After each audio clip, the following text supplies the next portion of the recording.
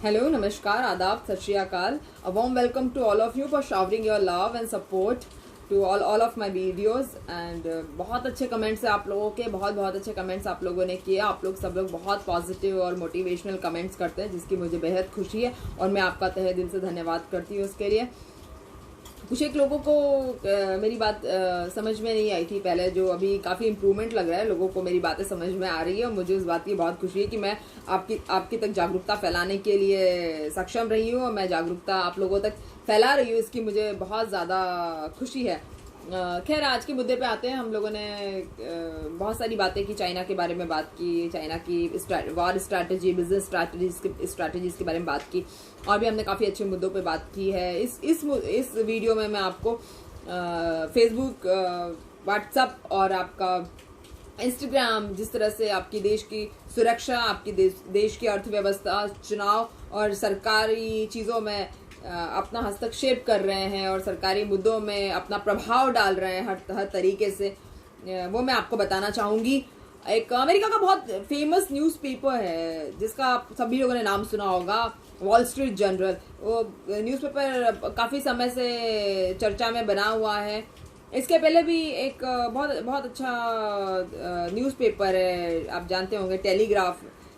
इस न्यूज़पेपर ने भी इस बारे में काफ़ी मुद्दे उठाए थे।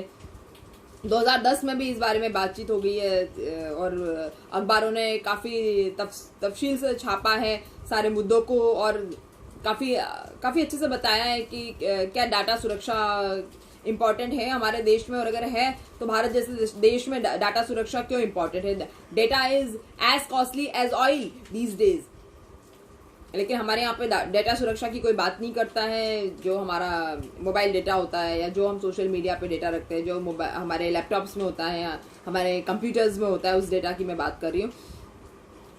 तो अभी ऐसा समझ में आया कि एक वॉल स्ट्रीट जर्नल जो अखबार है, उसने छापा है कि भारत में कुछ सरकारी नेता हैं जिनके अकाउंट जो है काफ़ी नफरत फैला रहे हैं और जिनके जो सत्ताधारी अकाउंट्स है, वो काफ़ी कंप्लेंट्स के बाद में भी, सत्ताधारी लोगों के अकाउंट्स है, काफ़ी कंप्लेंट्स के बाद में भी फेसबुक उन लोगों का, उन पर्टिकुलर लोगों का अकाउंट जो है बंद करने को तैयार नहीं है।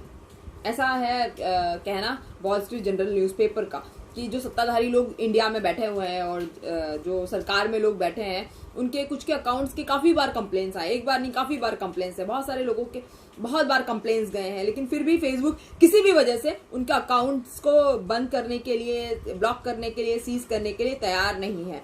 सेम चीज़ होती है जब चुनाव आते हैं, तो ये सोशल मीडिया जो होती है, जो इंस्टाग्राम है, जो आपका फेसबुक है, आपका व्हाट्सएप है, व्हाट्सएप यूनिवर्सिटी भी बन गई है बीजेपी की, आप जानते होंगे। सारे नेताओं के अपने आईटी सेल है, सारी पार्टीज के अपने आईटी सेल है, जो बहुत ही इलीगल है, क्योंकि किसी भी नेता को इस तरह से अपना आईटी सेल बना के अपनी दुकान चलाने का कोई हक नहीं है। तो ये आईटी सेल जो होते हैं वो काफ़ी हद तक जो अमान्य है, और देखा है कि अभी इस साल चुनाव में भी सारे नेताओं ने, सारी पार्टियों ने, चाहे तृणमूल कांग्रेस हो, चाहे बीजेपी हो, चाहे कांग्रेस हो, सारी पार्टियों ने, चाहे आप पार्टी हो, सारी पार्टी ने आईटी सेल का बहुत तबीयत से इस्तेमाल किया। फेसबुक, ट्विटर, इंस्टाग्राम, व्हाट्सएप, लगातार आपको हैमरिंग होता रहता है और पब्लिक जो है उसके प्रभाव में आ जाती है, और इस तरह से चुनावी प्रक्रिया को सोशल मीडिया बहुत हद तक जो है प्रभाव कर रहा है। ऐसा ही कुछ देखा गया है जब अमेरिका में चुनाव हुए थे, तो रशिया और चीन ने कुछ अपना प्रभाव डालने की कोशिश की थी अमेरिका चुनाव पे भी। अभी भी अमेरिका में चुनाव आ रहे हैं और सोशल मीडिया जो है एक बहुत ही शक्तिशाली जो एक प्रभाव उभर के आ रहा है। तो ये ऐसा कुछ हमारे देश में माहौल चल रहा है कि हम देखते हैं कि हमारी सरकार जो है फेसबुक से प्रॉपर जो है टैक्स नहीं ले रही है। ऐसा बताया जा रहा है कि हमारे देश में फेसबुक जो है टैक्स कुछ और कमा रहा है और पे कुछ और कर रहा है। लाइक उसने 4.5 लाख करोड़ की कमाई की है, मान लो 4.5 लाख करोड़ की कमाई में से सिर्फ 1% से लेकर 2% ही फेसबुक देता है। बाकी सारा पैसा जो है हवाला से या दूसरे माध्यमों से आयरलैंड जैसी कंट्रीज में चला जाता है, जहाँ पर उनको टैक्स नहीं लगता है। तो इस तरह की चीज़ें देखने में सामने आई है। इस पर ऐतराज जताते हुए बीजेपी के आईटी सेल जिस तरह से अपना प्रभाव दिन ब दिन डाल रही है और अंधभक्त बना रही है और जिस तरह से नफरत फैला रही है कुछ चीज़ों को लेके, कुछ मुद्दों को लेके, तो कांग्रेस ने भी ऑब्जेक्शन उठाया है इस बारे में और कांग्रेस ने जेपीसी जांच की मांग की है कि इस मुद्दे की जेपीसी मांग की जानी चाहिए। जेपीसी मांग नॉर्मली बड़े घोटालों में की जाती है जिसमें काफ़ी बड़े विशिष्ट पदाधिकारी होते हैं और काफ़ी सत्ताधारी बड़े नेता होते हैं, इस तरह की विपक्ष के भी लोग होते हैं। तो इस तरह की जो है कंप्लेन कांग्रेस ने की है कि इस जेपीसी जांच होनी चाहिए। खैर जेपीसी जांच का तो पता नहीं, लेकिन जो पॉलिटिकल पार्टीज के लिए कुछ सोशल मीडिया गाइडलाइंस है कि किस तरह से पॉलिटिकल पार्टीज को सोशल मीडिया का यूज़ कितने हद तक करना चाहिए, किस तरह से वो यूज़ कर सकती है। इलेक्शन कमीशन ने भी जो है सोशल मीडिया का उपयोग करना चुनावी गाइडलाइंस में जो है एक अनादर बताया था चुनाव कमीशन का। तो चुनाव कमीशन के हिसाब से भी, इलेक्शन कमीशन के हिसाब से भी सोशल मीडिया गाइडलाइंस जो है बहुत सारे नेताओं ने फॉलो नहीं करी है। 4 से 5 नेताओं ने ही जो है अपने सही खर्चे बताए कि उन्होंने सोशल मीडिया में कितना खर्चा, कैसे खर्चा करके जो है उन्होंने पब्लिक को हैमर किए। 4 से 5 नेताओं ने सिर्फ सही आंकड़े बताए हैं। बाकी सारे नेता, सारी पार्टियां सोशल मीडिया का फायदा उठाने में आंख बंद करके बिल्कुल लगी हुई है। उनको फायदा भी मिल रहा है इस बात का। मतलब कांग्रेस के कुछ नेताओं ने बताया कि उनका डेटा डिलीट करने के लिए या उनकी कोई न्यूज़ डिलीट करने के लिए या उनके किसी नेता का अकाउंट डिलीट करने में फेसबुक चुटकियों का देर नहीं लगाता है। लेकिन अगर वही बात बीजेपी की आती, सत्ताधारी पार्टी की आती है, तो 6 साल से जो है फेसबुक लगातार जो है लॉबिंग कर रहा है करंट गवर्नमेंट के साथ में, ऐसे इल्ज़ाम लग रहे हैं। क्योंकि फेसबुक की एक कंट्री हेड है, उनसे अमेरिका की इसी न्यूज़पेपर जिसकी मैं बात कर रही हूँ, वॉल स्ट्रीट जर्नल, इसी न्यूज़पेपर ने बात की थी। तो फेसबुक की जो कंट्री हेड है हमारे देश में जो है नियंकी दास, उन्होंने बताया है कि हम करंट गवर्नमेंट के साथ में हमारी लॉबिंग है और हम लॉबिंग के चलते हम उनका कोई भी डेटा या अकाउंट या कोई भी न्यूज़ उनकी डिलीट नहीं कर सकते हैं। कोई भी उनका नेता है तो उस नेता का, बीजेपी का कोई नेता हो तो उसका अकाउंट हम ब्लॉक नहीं कर सकते, क्योंकि हमारी लॉबिंग बीजेपी के साथ है। और लॉबिंग करना इंडिया में, आपको मैं बता दूं, कोई भी सांठगांठ करना किसी भी कंपनी से अनौपचारिक तौर पे बहुत ही गलत माना गया है। लॉबिंग करना अमेरिका में जो है कानूनी है, लेकिन इंडिया में लॉबिंग करना गैर कानूनी है। तो ऐसी बातें सामने निकल के आ रही है कि चुनाव प्रचार में कंपनियां जो है वो डेटा प्रोटेक्शन लॉ नहीं बना रही है। गूगल के खिलाफ कोई सीबीआई का मामला था, शायद उसको रफा दफा कर दिया गया है। कोई जांच नहीं है, कोई सोशल मीडिया का उपयोग करने का कोई गाइडलाइन नहीं है। तो इस तरह से जो ये सारी चीज़ें हैं वो चुनाव में कहीं ना कहीं जो है सरकार को मदद करती है, क्योंकि सरकार कहीं ना कहीं इनडायरेक्टली इन कंपनियों की मदद कर रही है। सरकार कहीं ना कहीं इन कंपनीज के ना तो ऑफिसेज पूछती हैं कि इनके ऑफिसेज कहाँ हैं, ना ही इन कंपनीज के कोई कस्टमर केयर नंबर्स है, ना ही इन कंपनियों के एड्रेसेस पता है कि कौन से शहर में कहाँ पर एड्रेस है, ना ही कोई इनके यहाँ से कोई कस्टमर सर्विस प्रोवाइड की जाती है। क्योंकि आप देखते होंगे, आपका अगर दिन भर का अगर आप डाटा देखेंगे, आप कम से कम 40 से 50 रुपए का डाटा है, एक आम आदमी जो है इस्तेमाल 40 से 50 रुपए का डेटा जो है एक दिन में इस्तेमाल करता है। और सोचिए आप इन कंपनीज की कितनी इनकम है, और जो इनकी जो इनकम है उसको पूरी तरह से जो है मेरे ख्याल से टैक्स फ्री है। तो आप समझिए इस तरह की कंपनीज के लिए कितना इजी है। इन कंपनीज ने पूरी तरह से जो है मेरे ख्याल से लास्ट ईयर या इससे पहले साल की अगर मैं बात करूं, जो जहां तक मुझे आंकड़े पता है, करीब 25 लाख करोड़ की yearly income in social media companies की है। 25 लाख करोड़। और इनके इनकम में कोई टैक्स स्लॉट नहीं है, कुछ नहीं है, और ये आराम से अपनी इनकम कमाते हैं और आराम से जो है निकल जाते हैं। और इनकी सरकार के साथ लॉबिंग का तो मामला सामने आया ही है।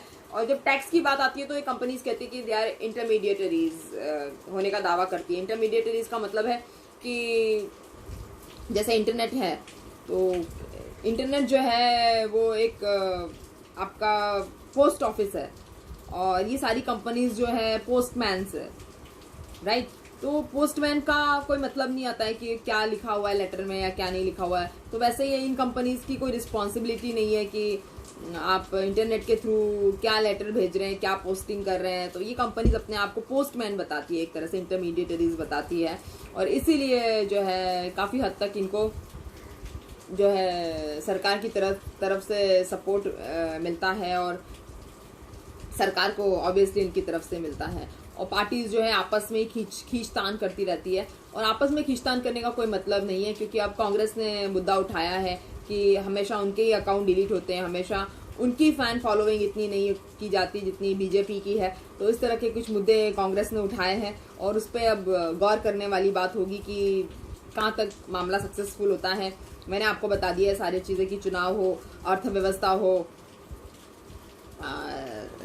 सरकारी मुद्दे हो, या आपकी सुरक्षात्मक मुद्दे हो, हर चीज़ पर हमारा डेटा चोरी करके इन कंपनीज की नज़र होती है।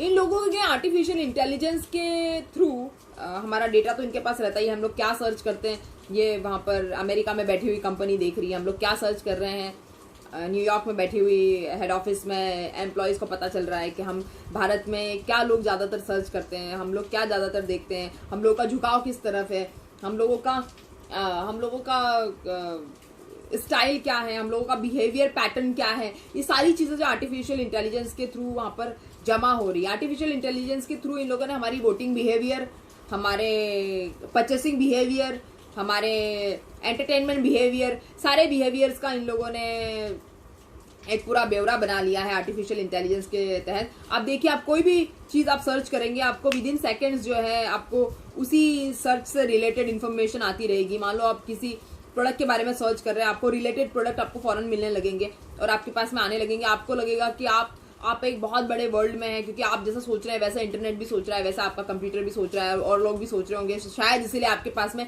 सेम तरह की इन्फॉर्मेशन, सेम तरह की न्यूज़ जो है आपके पास में आ रही है। आप इस रॉन्ग इंप्रेशन के अंदर रहते हैं, लेकिन आपको पता नहीं है कि ये आर्टिफिशियल इंटेलिजेंस का काम होता है। जो चीज़ें आप सर्च करते हैं आपको रिलेटेड सर्च मिलने शुरू हो जाते हैं, क्योंकि आर्टिफिशियल इंटेलिजेंस के थ्रू ये पता लगाया गया है कि आपके फ़ोन से क्या चीज़ सर्च हुई है, और आपका बिहेवियर पैटर्न क्या है, आप किस तरह के बिहेवियर है आपका, आप क्या सर्च करते हैं, आप कैसा सोचते हैं, आप क्या चीज़ें परचेस करते हैं, ये सब वहाँ पे जमा हो रहा है।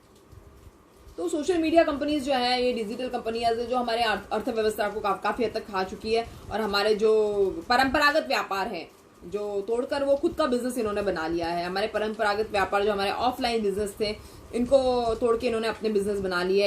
हेट न्यूज़ और फेक न्यूज़ का व्यापार धड़ल्ले से चल रहा है, और ये कंपनीज कभी रोकती नहीं है, क्योंकि फेक न्यूज़ और हेट न्यूज़ के थ्रू ही इन कंपनीज को जो है इनका जितनी पोस्टिंग होगी उतना इन कंपनीज का फ़ायदा है। तो फेक न्यूज़ या हेट न्यूज़ को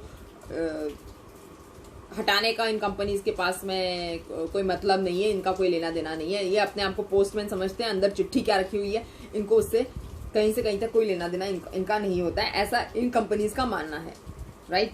उसके बाद में हम देखेंगे कि एक सर्वे आया था कि फेसबुक जो है अमेरिका की कंपनी है, और अमेरिका में फेसबुक को मेरे ख्याल से 19 करोड़ लोग यूज़ कर रहे हैं, 19 करोड़ लोग यूज़ कर रहे हैं, और इंडिया में फेसबुक को 30 करोड़ लोग यूज़ कर रहे हैं। तो लेकिन हमारे यहाँ के जो मोदी जी है, उनके पेज लाइक्स जो है, हमारे जो प्रधानमंत्री उनके पेज लाइक्स जो है 4.5 करोड़ उनके पेज लाइक्स है फेसबुक पे, और अमेरिका के प्रेसिडेंट के पेज लाइक्स जो है 2.8 करोड़ है। तो इस तरह की चीज़ें जो है हमारे प्रधानमंत्री जी को अपना पॉपुलर बनाती है। शायद एक और ये भी वजह है कि हम लोग फेसबुक वालों को बिना ऑफिस के, बिना किसी सुरक्षा प्रणाली के, बिना किसी कॉल सेंटर के, बिना कस्टमर सपोर्ट के हम उनको काम करने दे रहे हैं। काफ़ी किस्से सुनने में आते हैं कि जब 2010 में डेटा सुरक्षा का जो पूरा कमीशन बन रहा था, डेटा सुरक्षा की पॉलिसीज बन रही थी, उस समय जानबूझ के, जब व्हाट्सअप नया नया आया था, जानबूझ के जो है व्हाट्सअप को भी ये नहीं रखा गया उसके अंदर। और अब जो है व्हाट्सअप यूनिवर्सिटी जो है सरकार को इलेक्शन जिताने के लिए ही पर्याप्त है। मतलब व्हाट्सअप यूनिवर्सिटी इसीलिए बनी है, व्हाट्सअप चलता ही देश में इसीलिए है कि हमारी सरकारें जो हैं व्हाट्सएप का इस्तेमाल करके जीत जाती है रातों रात, व्हाट्सएप पे न्यूज़ फैला के अंधभक्त तैयार कर रही है। तो ऐसा माना जा रहा है, ऐसा मैं नहीं कह रही, ऐसे बहुत सारे न्यूज़पेपर मैगजीन्स कह रहे हो, बहुत सारे पॉलिटिकल एनालिस्ट कह रहे हैं, ऐसा मैं बिल्कुल नहीं कह रही। तो अब देखना है कि भारत से ये आमदनी ही नहीं कर रहे हैं बल्कि टैक्स चोरी भी कर रहे हैं। हम हमारे परंपरागत बिजनेस भी हैमर कर रहे हैं, ठीक है। हमारे काफ़ी सारे जो है पॉलिटिकल डिसीजंस भी ये लोग हैम्पर कर रहे हैं। तो बहुत सारी चीज़ें जो हमारी बिगड़ती जा रही है क्योंकि हम अंधाधुंध इन पे बिना रोक टोक के और बिना किसी पूछताछ के, बिना किसी लीगल इंक्वायरीज के हम लोग जो है यूज़ कर रहे हैं। किसी का भी अकाउंट, कोई भी अकाउंट बना लेता है, फेक अकाउंट्स बनते हैं। अच्छा, फेक अकाउंट अगर आपका डिलीट करना है तो आपको 10 तरह के एप्लीकेशंस, आपको पुलिस की रिपोर्ट, आपको सब कुछ पेश करनी पड़ेगी। लेकिन वहीं अगर आपका खुद का अकाउंट है और आपको उसको वेरीफाई कराना है तो ये बताते हैं कि सेलिब्रिटीज़ का ये अकाउंट वेरीफाई हो सकता है, सेलिब्रिटीज़ का ये अकाउंट ब्लू टिक हो सकता है, चाहे वो ट्विटर हो, चाहे वो फेसबुक हो, चाहे। तो इस तरह से एक सामंतवादी व्यवस्था जो आ रही है सामने, वो कंटेंट को नहीं देखते कि कंटेंट कैसा है, क्या है, किस तरह का है, लेकिन एक सामंतवादी व्यवस्था कहीं ना कहीं निकल के सामने आ रही है। कंटेंट का किसी को पता नहीं है, क्या क्या कचरा बट रहा है, क्या लेटर में लिखा हुआ है, क्या क्या फालतू लेटर है, किसी को कोई मतलब नहीं है। वो पोस्टमैन बन गए हैं, आपकी सरकार ने उनको लाइसेंस दे दिया है, नौकरी दे दी है पोस्टमैन बनने की फ्री ऑफ कॉस्ट, और अब वो आपकी हर तरह से बैंड बजा रहे हैं, हर तरह से आपको प्रभावित कर रहे हैं और खासकर सरकार का काम इजी कर रहे हैं। सरकार का काम इजी कर रहे हैं क्योंकि जितनी ज़्यादा व्हाट्सएप यूनिवर्सिटीज़ चलेगी, जितनी ज़्यादा मोदी जी के फैन पेज चलेंगे फेसबुक पे, उतना सरकार के लिए फ़ायदा है। और ऐसे ही सब चीज़ों से कांग्रेस जो है तंग आ चुकी है। कांग्रेस ने जो है जेपीसी जांच करने की मांग कर ली है।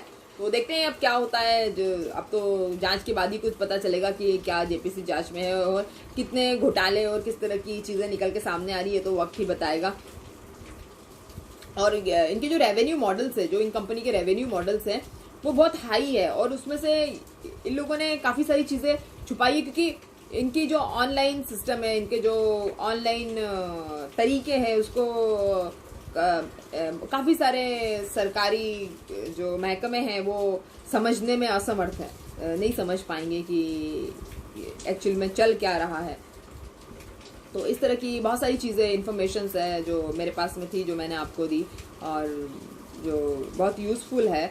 और ऐसा बताया जाता है कि कांग्रेस ही इस देश में जो है इंटरनेट की जो ब्रांड एम्बेसडर है वो कांग्रेस ही है। कांग्रेस ने ही आज से 35 साल पहले इंटरनेट को हमारे देश में लाया था। और शशि थरूर तो एक तरह से ब्रांड एम्बेसडर हम कह सकते हैं, सोशल मीडिया के ब्रांड एम्बेसडर है, और कांग्रेस जो है वो इंटरनेट की ब्रांड एम्बेसडर हमारे देश में कह सकते हैं। लेकिन फ़ायदा जो है वो अब अच्छी तरह से बीजेपी सरकार उठा रही है, ऐसा प्रतीत होता है, जो देखने वाली बात है। और काफ़ी इंटरेस्टिंग चीज़ है कि लाया कोई और मगर इस्तेमाल किसी और की भलाई के लिए हो रहा है। तो